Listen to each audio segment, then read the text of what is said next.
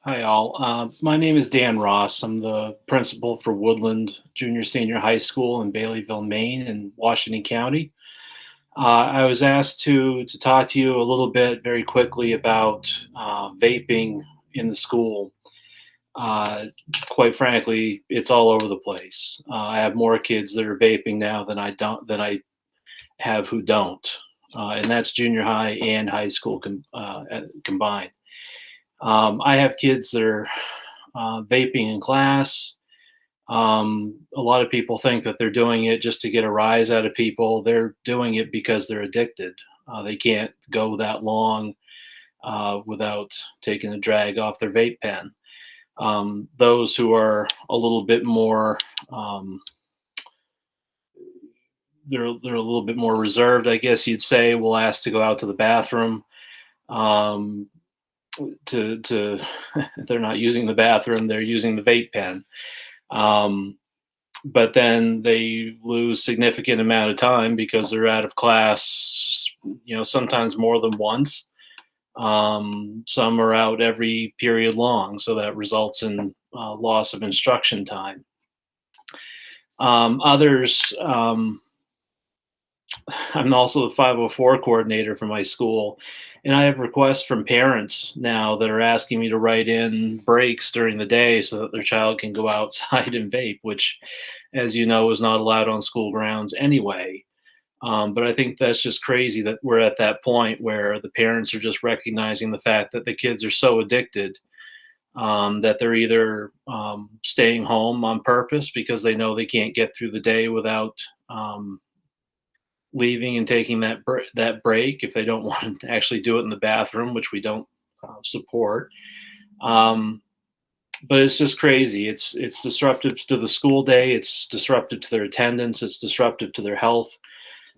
We don't know what's in these things. It's not FDA regulated.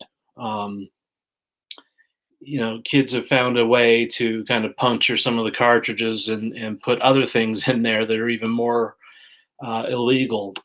And it's just, I have kids that are at the point now where they don't even bother to try out for sports because they know that they're going to be huffing and puffing.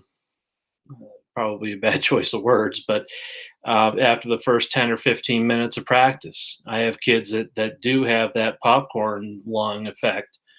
And it's sad to see. Um, and I don't know really what can be done about it. It's clear that these companies are targeting low income kids in poverty stricken areas, and that's certainly um, how I would describe my school and my area.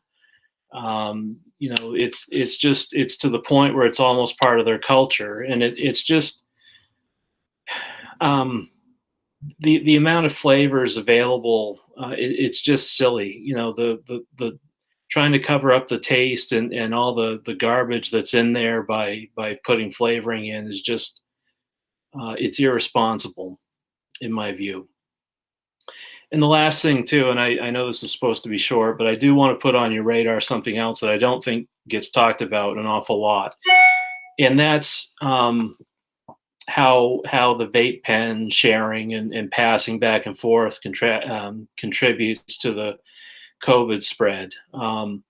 My kids will pass them back and forth in class. I don't think that they're washing them off between use, which is kind of disgusting, but they'll pass the vape pens back and forth, even in the midst of this pandemic, knowing what the effects could be.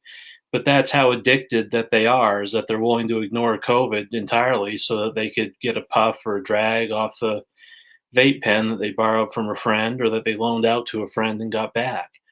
Um, People aren't talking about that, and it's really serious. And it's important that we get this thing under control.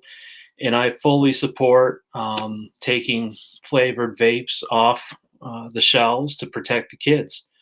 And if anybody has anything, if they have any questions for me, I can be reached through the Baileyville school system. Thank you for your time, and I hope this was valuable in some way.